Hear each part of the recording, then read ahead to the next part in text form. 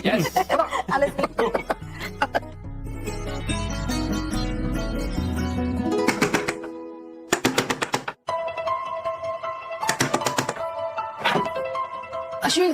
अश्विन तू पटकन माझ्यासोबत चल. काय झालं मम्मा? काही प्रॉब्लेम झाला काही? हो अरे ह्यांना जरा बरं वाटत नाही, तू पटकन चल. अरे देवा. चल आपण जाऊया. चल. हे झोपू पण देत नाही, म्हाताऱ्यांची आजार पण काढत बसा.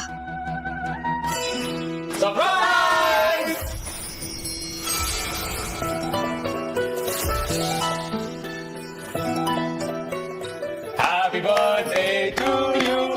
Happy birthday to you.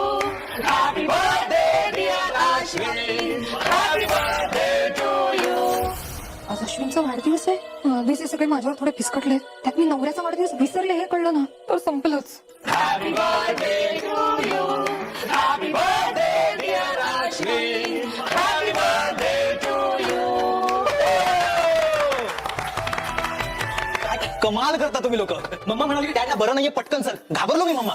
हो हिने मला आजारी पडला. पण ठीक आहे. पण हे सरप्राईज कसं वाटतं तुला? मस्त, खूप मस्त, खूप मस्त. रवा केक. ओ माय गॉड, माझा फेवरेट.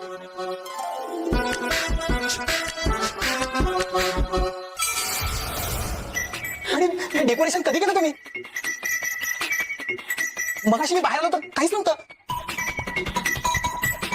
मला तर वाटलं तुम्ही सगळे माझा वाढदिवस विसरलात.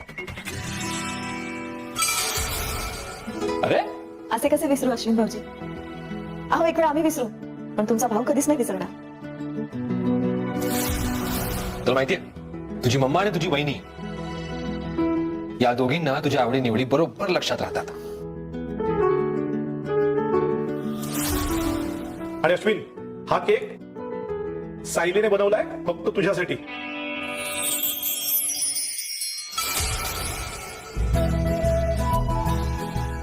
आणि हे सगळं डेकोरेशन आहे ना, आम्ही सगळ्यांनी मिळून केलंय. Thank you so much. चल अश्विन आता पटकन केक कापून घे. चल मला खायचंय. Happy birthday to you. Happy birthday to you. Happy birthday dear Ashwin. Happy birthday to you. सर्वात आधी माझी मम्मा.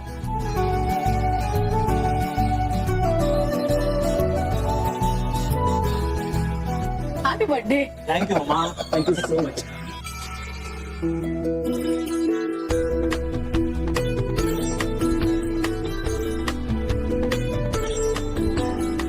Happy birthday.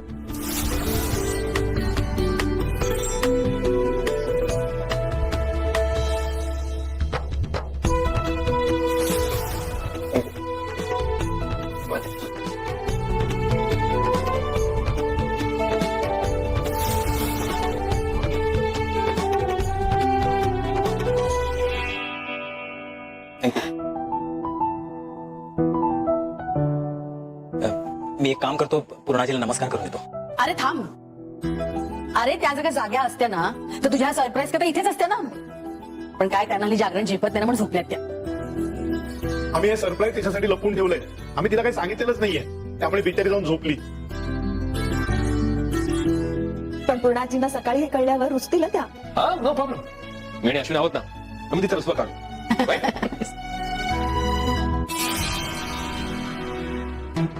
रणवी, अगं तुझ्या मागे का उभी आहेस? ये पुढे ये आणि अश्विनला केक बनव.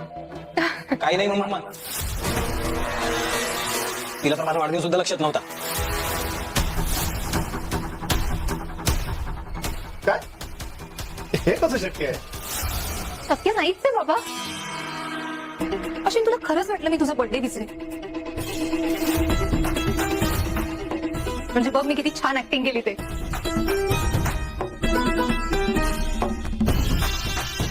ऍक्टिंग करण्याची तर प्रॅक्टिस आहे हिला. सॉलिड ऍक्टिंग करणारच. हिने ना ऍक्टिंगचे क्लासेस घेतले पाहिजे खरं तर. ह्या सगळ्यांना जसं सरप्राईज द्यायचं होतं तसं मलाही द्यायचं होतं, म्हणून गंमत करत होते तुझी. खरंच. अरे ऑब्व्हियसली मी तुला म्हणाले ना की पार्सल येणार आहे उद्या. ते काही माझं नाहीये, ते तुझ्यासाठी आहे, तुझं बर्थडे गिफ्ट. आता तरी तुला पटलं ना? येस.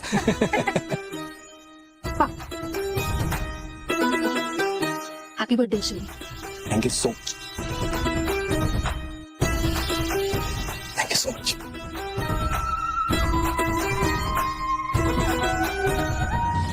आता उद्या येईल असं काहीतरी गिफ्ट ऑर्डर करायला लागणार आहे.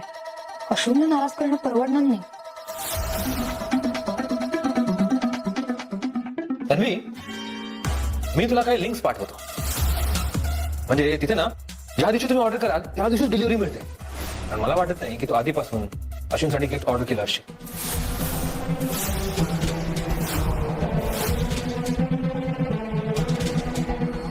तुला काय वाटतं ना हे तू तुझ्याकडे ठेव अर्जुन. ओके, बट गुड, तुझ्या बरोबर कव्हर अप केलंस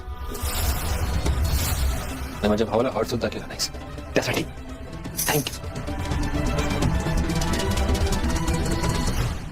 आणि उद्याचा एक दिवस तरी घरातल्या सगळ्यांना ना स्पेअर कर. अर्जुन, आता ती सांगते ना की तिने अश्विनची गंमत केली म्हणून.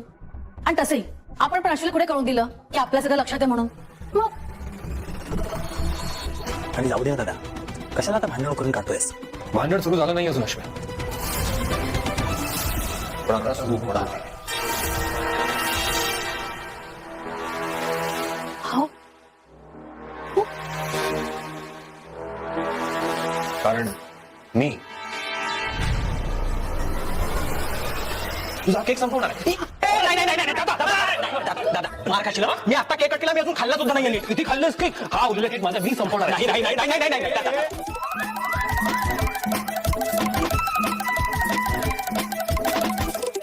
अरे काय काय चाललंय तुमचं? अरे थांब. लहान असताना भांडायचे कसेच भांडताय? जरा मोठे व्हा.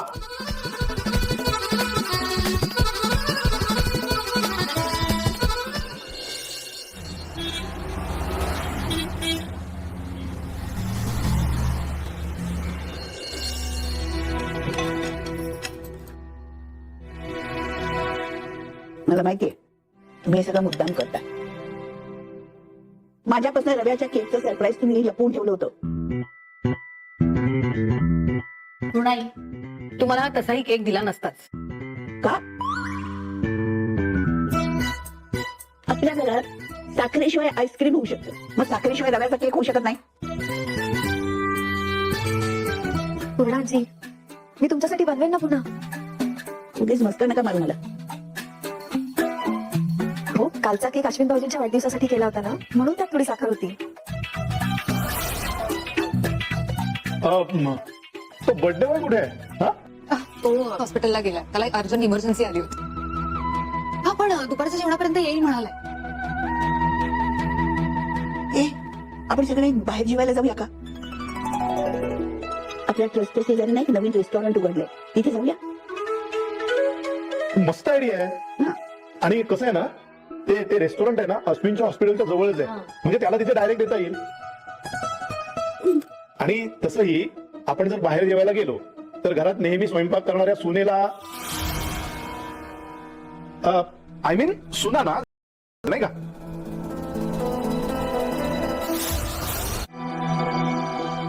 पण बाहेर कशाला जायचं उगाच जेवायला? नाही म्हणजे घरच्यांसाठी स्वयंपाक करण्यात किती सुख असतं. आणि तसंही माझ्या नवऱ्याला बाहेरचं जेवण अजिबात आवडत नाही, म्हणून तर त्याच्या वाढदिवसाचा केक घरीच बनवला ना. तू बनवला? नाही म्हणजे साईने बनवला ना. पण आज अश्विनच्या आवडीचे सगळे पदार्थ घरीच करूया. हो, म्हणजे सायली बनवेल. हो ना? नाही बाबा, विमलताई आहेत ना, आणि मी सुद्धा आहेच ना मदतीला. कळलं प्रिया, अश्विन भाऊजींना घरचं जेवण आवडतं हे खरं. बनवेन मी. मग पूर्ण काय बनवायचं? त्याच्या आवडीचं बनवूया. म्हणजे बुंदीचा रायता, त्याच्यानंतर जिरा राईस, आणि अश्विन भाऊजींच्या आवडीचं कढाई पनीर आणि खीर. मी यांना कॉफी देऊन येते, मग लगेच तयारीला लागते.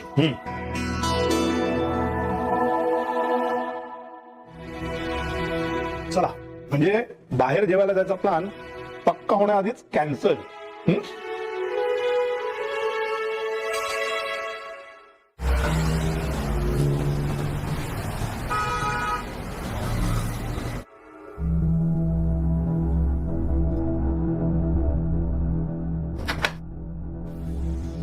कॉफी. रिया किती नाटकी आहे ना, रोज नवीन नवीन खोटं बोलून थकत कशी नाही ती. ते अश्विनचा बर्थडे विसरली होती त्याबद्दल बोलतेस ना?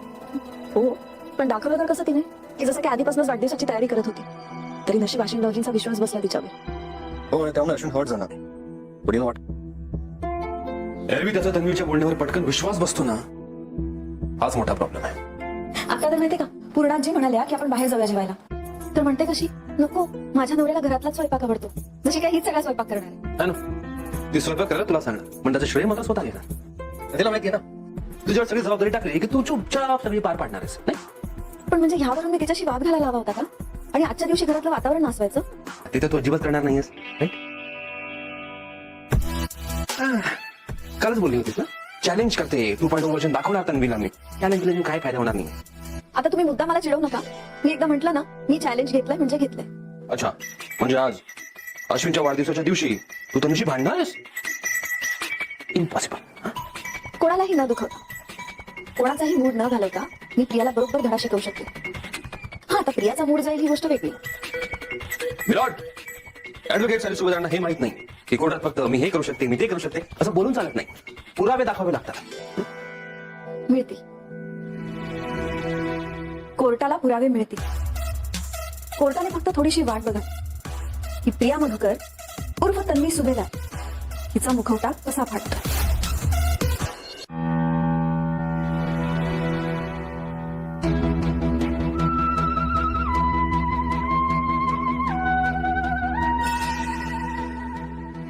अहो, तुम्ही 2 मिनिटं बसा, मी पटकन चहा घेते, मग निघू. ओके.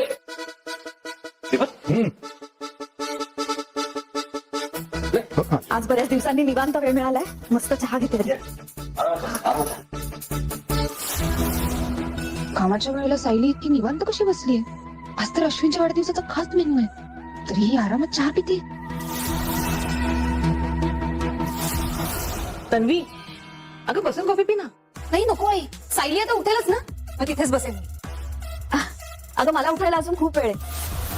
तू बस ना त्या खुर्चीत. आज अश्विनचा वाढदिवस आहे, विसरलीस का तू? अगं अशी कशी विसरेन मी? आता तर 15 मिनिटापूर्वी आपण सगळं ठरवत होतो ना.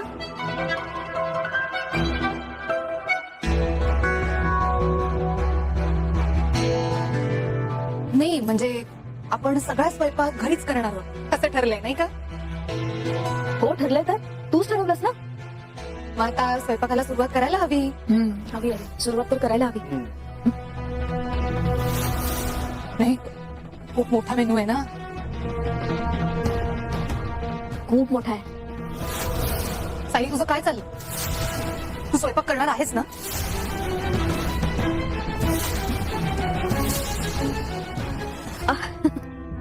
अगं करणार होते मी, पण म्हटलं उगाच कबाब हड्डी कशाला बना. म्हणजे तुमच्या लग्नानंतरचा अश्विन भाऊजींचा हा पहिला वाढदिवस. तू नक्कीच त्यांच्यासाठी काहीतरी खास प्लॅन केला असशील ना. त्यांच्यासाठी काहीतरी खास बनवायचं असेल तुला. मग आपल्या नवऱ्यासाठी जेवण बनवण्याचा तुझा आनंद मी कसा काही राहून घेईन. तू जा ना, अगदी मन मुराद छान स्वयंपाक कर. मी काय लुडबुड नाही करणार मध्ये. So sweet.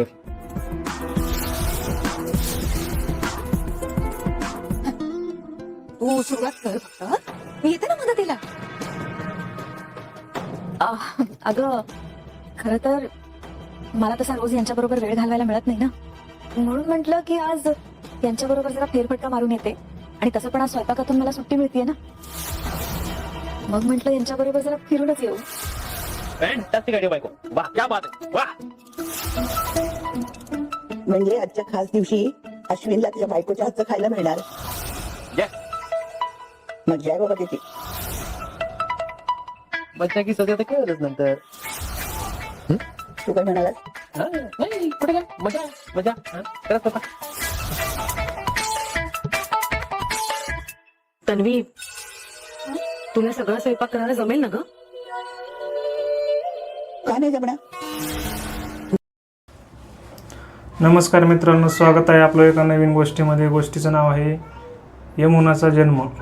दापोली तालुक्यातील हॉस्पिटलमध्ये 2 दिवस आधी स्मितांना ॲडमिट केलं होतं. पोट दुखायला चालू झाले म्हणून स्मिता यमुनाच्या आईला ऑपरेशन थिएटरमध्ये घेऊन गेले. त्या दिवशी तिच्यापेक्षा 5 वर्ष मोठी बहीण लेखनीला घेऊन तिचे मामा आणि आजी हॉस्पिटलच्या बाहेर आझाद मैदानात थांबले होते. एवढ्या लहान वयात तिला तेथे घेऊन बसणं तिचे बाबा माधवांना योग्य वाटलं नाही, म्हणून त्यांनी तिला खेळायला बाहेर पाठवलं. लेखनी आजीबरोबर होती, खेळत बसली होती, पण लक्ष मात्र बाळ आलं हे सांगायला बाबा कधी येतोय याच्याकडेच लागलं होतं. आजीने तिला काही बिस्किट खायला दिले.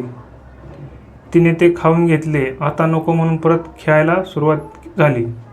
पण नजर मात्र हॉस्पिटलकडे होती. तीच एवढं काही समजण्याचं वय नव्हतं, पण आईला चेकअपसाठी जाताना अर्ध्या तासवर चालायला लागणार अंतरालाही कंटाळली होती. कारण स्मिता तिला उचलून घेऊ शकत नव्हती. आपलं बाळ येणार आहे म्हणून आपल्या डॉक्टर मावशीकडे चेक करायला जायला लागतं. बाळ येणार, पण कधी येणार आहे डॉक्टर मावशी मागून येतात. त्यांना बाळ देतात, मग आपल्याला का देत नाहीत? या प्रश्नावर आपल्यालाही बाळ देणार, पण लेखनी काही मानत नसायची पण बोलायची नाही. फक्त आईचं चेकअप चालू असताना ऑपरेशन थिएटरमध्ये वाकून बघायची, नक्की सर्व बाळ आहेत कुठे. आतमध्ये बाळ नाहीत हे बघून ती पुन्हा कंटाळायची. कारण काय, ती लहान होती ना. चालून तिचे पाय दुखायचे. एवढा मोठा विचार एवढ्या छोट्याशा डोक्यात चालत असलेलं हे कोणाला कळलंच नव्हतं. तिला खूपच कमी बोलायची सवय होती ना. अशीच वाट बघत तिचे बाबा येताना दिसले. त्याने सांगितलं की मुलगी झाली. तिला एवढंच कळालं की आपलं बाळ आलंय. आजी, मामा आणि बाबाच्या कडेवर लेखनी सर्व हॉस्पिटलमध्ये गेली. तिच्या आईला ती भेटली, पण बाळाला आणायला लेट झालं म्हणून ती इकडे तिकडे बघत वळवळ करीत होती. एकदाचं बाळ आणलं, ती खुश झाली. डबल खुशी ताईला झाली आणि चालायला लागणार नाही म्हणून सुद्धा ती बाळा बऱ्यापैकी मजबूत होतं. सर्वांनी हातात घेतलं. तिला कॉटवर बसून बाळाला तिच्या मांडीवर ठेवलं. तशी ती खुश झाली. स्मिता आणि बाळ दोघेही व्यवस्थित होते. काही दिवस हॉस्पिटलमध्ये ठेवून त्यांना घरी पाठवण्यात आले. 12व्या दिवशी बारशाचा मुहूर्त काढला होता. गावात असल्याने पारंपरिक पद्धतीने बारसे झाले. सर्व नातेवाईक आले होते. बेबीचं नाव यमुना ठेवलं गेलं. बारशाला या गावामध्ये तांदळाच्या पिठाचे वेगवेगळे शेप म्हणून स्टीम करतात. मीठ न घालता कडधान्य उकडवलं जातं. मुलगी असेल तर बताशे हे सर्व ओटी घेऊन येणाऱ्या लेडीजना दिले जाते. बाकी माणसांना बताशाबरोबर खायचं असेल तर घ्यायला हरकत नसते. यमुना नाव पारंपरिक असलं तरी वागण्यात तसं नव्हतं. तिची सख्खी एक बहीण सोडली तर आणखी 2 चुलत बहिणी होत्या. नीता आणि आशा नावाच्या त्या तिच्या चुलत काकाच्या मुली होत्या. गावामध्ये भावकीमधील लोक मिळून राहतात. आशा या तिघी मोठ्या बहिणींबरोबर यमू मोठी होत होती. यमू आता 6 वर्षाची होती. यमुना कोणीही म्हणायचं नाही, ती सगळ्यांची लाडकी यमू होती. जसजशी मोठी होत होती तसतशी बदमाशी पण वाढत जात होती. पण निखळ अवखळ अन्नाचा झरा मनात कोणाचं वाईट नव्हतं असं भावांचं नसायचं. परंतु मस्ती केल्यावर आईचे फटके सुद्धा खूप खायला लागायचे. पण मॅडम कमी नव्हत्या, काही आरडाओरड जास्त. त्यामुळे तिची आजी आणि बाकीचे सर्व चुलत आजी तिला ओरडायच्या आत तिला घेऊन जायचं. सर्व आज्या मिळून स्मितांना म्हणायच्या, का गं मारते तिला मारायचं नाही. संपूर्ण वाडीमध्ये मित्रमैत्रिणीबरोबर भटकंती करत खेळत राहायची. हे मोठं काम चालू असायचं. जणू सगळ्या लहान मुलींची लीडर होती. तिच्यापेक्षा लहान तिला यमू ताई म्हणायचे. घरच्यांच्या गळ्यातल्या ताईत होती. आई बाबा, तिची ताई, आजी आजोबा सर्वच लाडकी जगण्याचा सुंदर अनुभव तिचा मस्त व पुरवणी असायची. सर्वांचं लाडकं कोकरू होतं. तिचा बाबाने तिच्यासाठी डझनच्या हिशोबाने कपडे आणल्यावर खराब झाले की ती खेळत असे. तिथे फेकून द्यायची. आईने विचारल्यावर काय सांगायचं नाही. मग इकडे तिकडे शोध घेतला की कपडे सापडायचे. कपडे फेकले का आईने विचारल्यावर खराब झाले म्हणून फेकले. आपल्याकडे भरपूर आहेत ना. अगं पण धुवून घालू शकते ना. मग पण यमू ताई ऐकायला तयार कुठे व्हायची. स्वभाव तेवढा प्रेमळपणा होता की प्रेमळपणाने हक्क गाजवण्यात जणू महारत होतं प्राप्त तिला. एक अल्लड अवखळपणा जो सर्वांनाच मोहून टाकायचा. मोठ्या बहिणीबरोबर शाळेत जाताना बघून मलाही जायचं हा हट्ट धरायचा. मग काय यमुताई खुश व्हायची. उड्या मारून चालून येई शाळेत जाणार. शाळा दुसऱ्या वाडीत असल्याने अर्धा तास चालायला लागायचं. पण ऐकणार थोडंच होत्या. तिथेही ताईसोबत शांत बसतील तर ना. तिच्या ताईने पाठीवर काढलेला अभ्यास पुसून टाकला. मग काय, शाळेतल्या शिक्षकांनी लहान भावंडे भीती रडली तरी शाळेत आणायचं नाही अशी ऑर्डर सोडली. तेव्हापासून सर्व छोटे भावंडे शाळेत जाणे बंद. ते फक्त तिथे शाळेत जायचं होईपर्यंत. उर्वरित कथा पुढील भागात.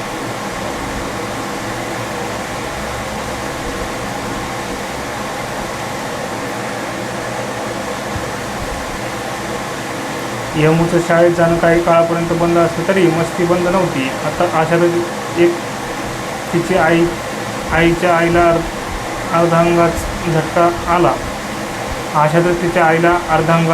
आला. त्या काळात जवळजवळ 2 महिने ती आणि तिची ताई आई शिवाय राहिल्या. कारण तसंच होतं ना. त्या दोघींनी त्यांची आई बाबांची आई सांभाळत होती. माधव आणि स्मिता दोघांचाही वेळ हॉस्पिटलला जात होता. यमू आणि लेखनीला आजी बरोबर सोडून त्यांचे आई बाबा मुंबईमध्ये होते. कारण आजीला तिथे ॲडमिट केलं होतं. कधी ना आईशिवाय न राहिलेली दोघे एक आजीसाठी दुसऱ्या आजीबरोबर राहत होत्या. त्यांचा बाबा मध्येच कळेना. काळाने जमेल तसं तो तसा येऊन जात होता. पण लगेच बाबाचं येणं गावात रस्ते नसल्याने 1.5 तास चालायचं अंतर असल्याने थोडं शक्य होतं.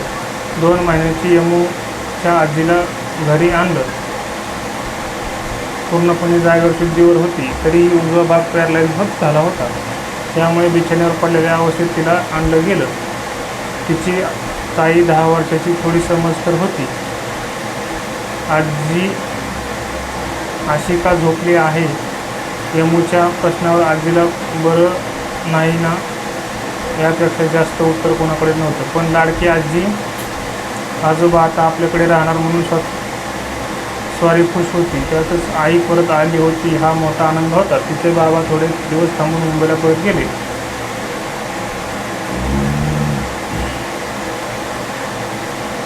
आणखी घटना तिच्या आयुष्यात घडणार होती. गावात 4थी पर्यंत शाळा असताना तिच्या लाडक्या ताईला दापोलीला हॉस्टेलमध्ये टाकण्यात ठरले. ताईपासून दूर राहावे म्हणून लागणार म्हणून ती खूप रडली. शेवटी आई बाबांनी तिला समजून ताईजवळ आहे, आपण जाऊन तिला भेटू शकतो आणि सुट्टीला तर ती घरीच येणार आहे. त्यामुळे यमुची शाळा गावात चालू झाली. तिच्या ताईचे हॉस्टेलमध्ये राहून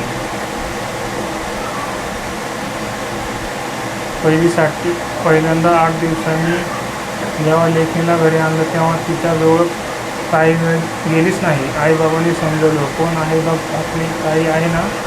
8 दिवस अंतर पडलं तरी ती गडबडली होती. लहान यमुच्या ताईला समोर बघून उडलेला गोंधळ तिच्या इवल्याच्या चेहऱ्यावर स्पष्ट दिसत होता. एक रात्र घरी जाऊन तिच्या ताईला बाबा हॉस्टेलमध्ये सोडून आले आणि जास्त सुट्टी नसल्याने मुंबईला परत गेले. दिवस जात होते, नेहमीच रुटीन चालू होतं.